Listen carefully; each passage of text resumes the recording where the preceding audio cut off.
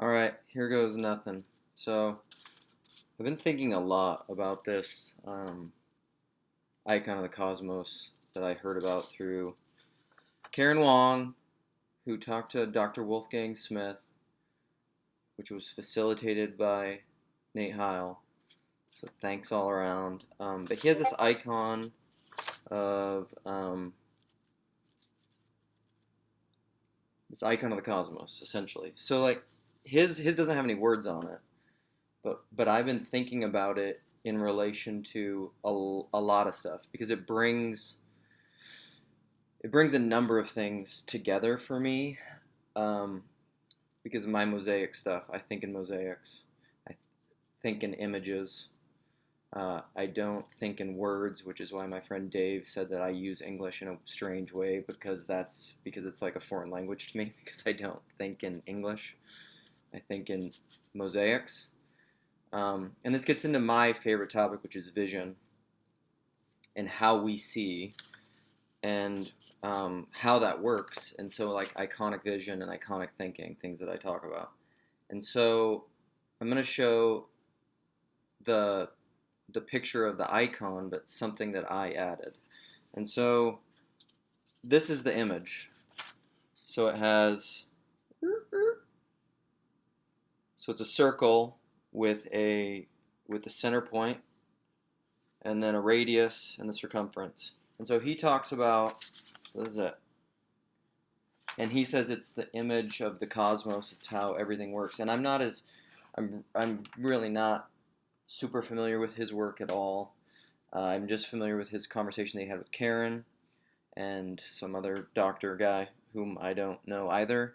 And then Paul did a commentary on it. But this brings together a lot of things for me. So the things that it brings together is relational ontology, communion as being, Jordan Peterson's assertion that we don't see objects, we see potentials. So like you don't see a hole. I'm looking at myself, I should look at the camera. You see a falling off potential. You see a falling off space. You see a space. And this gets at, and this gets into Rupert Shedrake and morphic fields, which are spaces.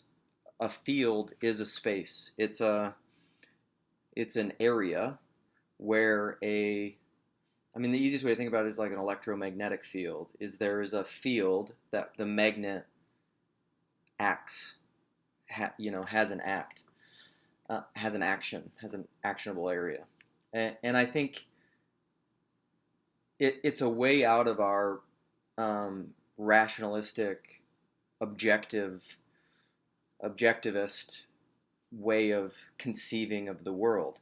It's even a way out of thinking of knowledge as information, because I would argue to think of information as to think of knowledge as information is to objectify knowledge, and it's to think of knowledge as a fact is an object. It's a static object, right? It's absolute. Like this is just a fact, right?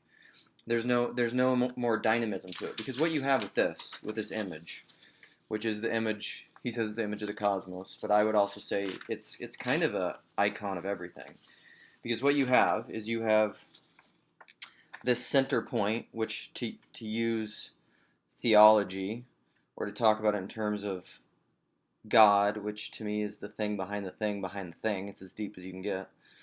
And then this connects to language and vision, stuff that I'm very passionate about.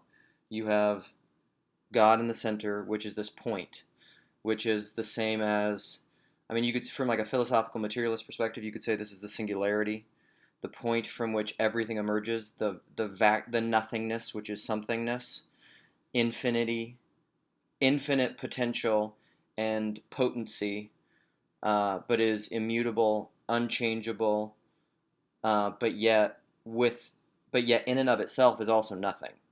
Because if all you have is this, you have nothing. Infinity is the same as nothing. It's beyond duality.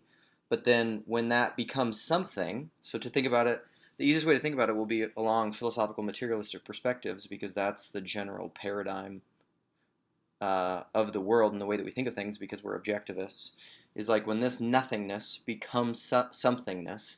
Why is there something rather than nothing? Because of this. Because if there was just nothing, it would just be infinite potential and potency. But there is something, and so you have a dynamism between the immutable source, the unmoved mover moved, boom, and became this, became something rather than nothing. So, and that is communicated. The unction of the something, the form, the word, the manifestation of the infinite potential is mediated or spirated, you could say, or the communion between those two is the breath.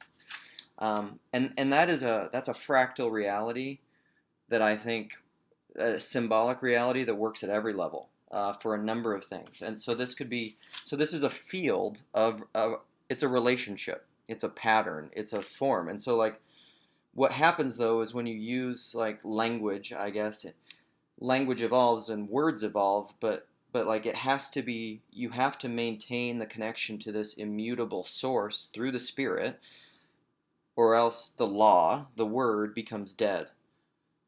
Right? If you don't use the word in conjunction with this immutable source from which it emanates, if it loses that communion, it becomes a dead object. And so that's what we have. And so like you could almost say like this could be an individual, right? Versus a person. A person is that which keeps communion with the ineffable essence at the heart of the thing. Or this could be like the logi, right? Within panentheism of in him we live and move and have our being. Because the seeds of the logos is at the core of it's the unity that holds anything together that is, or else it wouldn't hold together. But this also gets into vision, because I think we see wholes, we do not see parts. Jonathan Peugeot touched on this a little bit in his conversation with I think that was initially with Brett Weinstein, where he was talking about faith is the thing that sees, that levels up. But I would say it's not even, you only see parts by deduction. Parts in and of themselves don't exist. This is like the Leonard Cohen song Anthem. Like you can add up the parts, but you won't have the sum. It doesn't work that way. You only ever see wholes, entireties, because that's how you see. Name anything that you see and it's a whole. It's not a part. Or if it's a part, it's a whole at a lesser level. So you can have a chair, and a chair is a thing.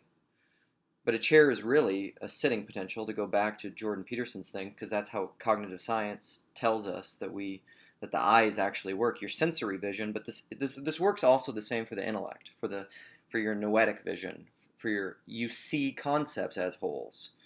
You can't see parts. And so like a chair has an arm, has a back, has legs, has whatever, but each of those things is also its own whole.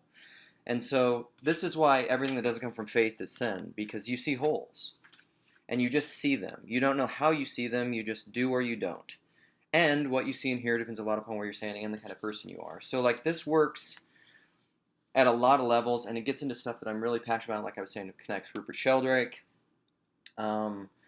It's about how habits inform us. Oh, one of the other things that I'd like to add, the last thing, is that you could also make this into a 3D image, which would be a torus. Shout out to my friend Cal who showed me that, and I'll put a link to like a GIF that shows what a torus is on there. A torus is essentially like a donut. So it's this flowing donut that has fractal realities that emanate out of this mystical, untouchable center. So there's like, and it never completes, or else it would just be a sphere, But there's this mystical center that everything flows out of and creates being. I think that's what being is. Being is communion. Being is a space. It's a potential. And so a person is a space, is a potential. It's what a body is. This is actually what a body is also. And it works at every level. Like, I'll break it down one more thing philosophically, or within philosophical materialism. So like this, you could also think of this as like the Bohr model of an electron, Bohr. So like the center is the nucleus, around which these electrons, the electron field moves. But then I'll also put this in the link. There's a book that's really for me is this book, Notes by the Tilt-a-Whirl, from N.D. Wilson, who's the son of Douglas Wilson, so that connects, Paul, if you watch this video. You probably won't, but I think you should.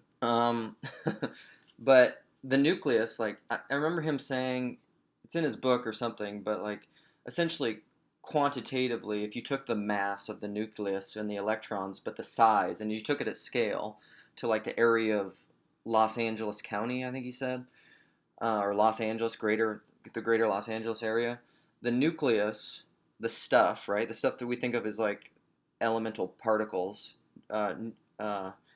would be the size of like a Volkswagen Bug at the center of downtown LA, and then the electrons are circling outside LA. So like, what is between the nucleus and the electrons? Nothing. Space. Nothing. And then you go down to subatomic particles, and inside the nucleus you have, neutrons, protons, neutrons. But then you get into subatomic particles like up quarks, down quarks, leptons, bosons, whatever. All these different particles, whatever you want to call them. But then you break that down, and what is that? It's space. And it's space upon space upon space. It's turtles all the way down. It's space all the way down. It's relationships. But that's everything that is a relationship. So this gets into like why you can't, even if you want to go between like monism, deism, and Trinitarianism, and I think deism, which is like, okay, well, to quickly map that out, that's like monism, deism, and then I think this is actually, I would call this Trinitarianism, but like, so like, you're gonna see the back through the crude drawing.